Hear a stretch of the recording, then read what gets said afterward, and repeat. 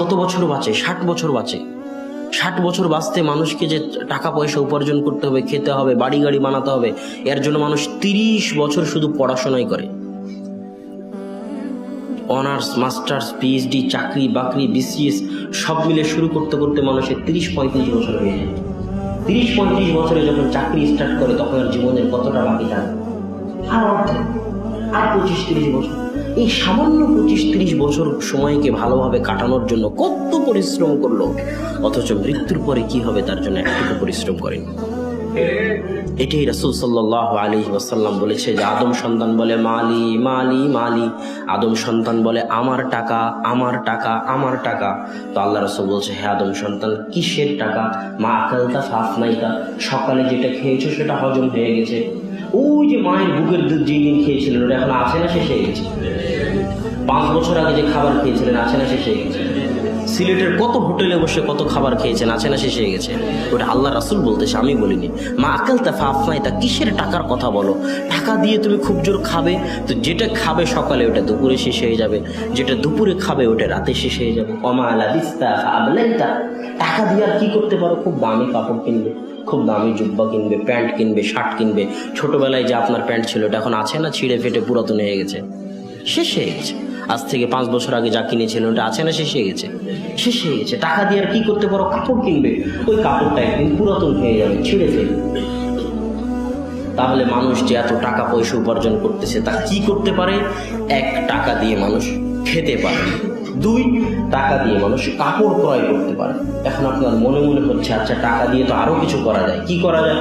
টাকা দিয়ে তো বাড়ি বানানো যায়, টাকা দিয়ে তো জমি কেনা যায়। এটার কথা আল্লাহ রাসূল কি বলতেছে? এটা শুনতে মন চায় না?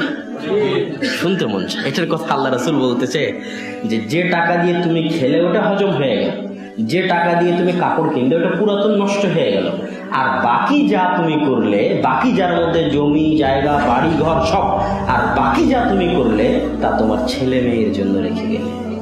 আল্লাহু আকবার। তা তোমার পরবর্তী মানুষদের জন্য রেখে গেলে, নিজের জন্য নয়।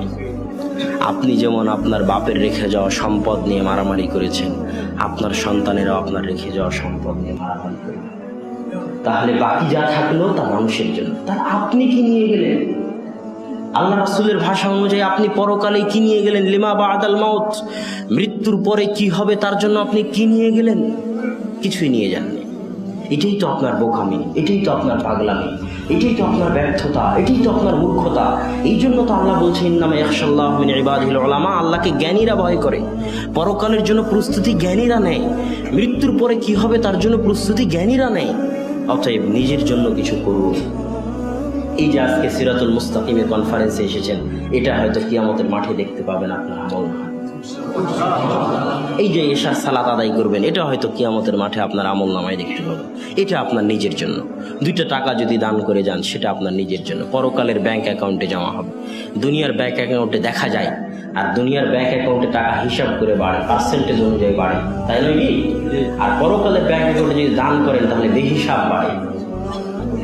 আল্লাহ বলছে আপনি পরকালের ব্যাংক অ্যাকাউন্টে দান করুন, ওই একটা নেকি, 1টা টাকার নেকিকে আল্লাহ কত হাজার টাকার নেকি বানিয়ে দিবেন তা আপনি কল্পনাও করতে পারবেন না।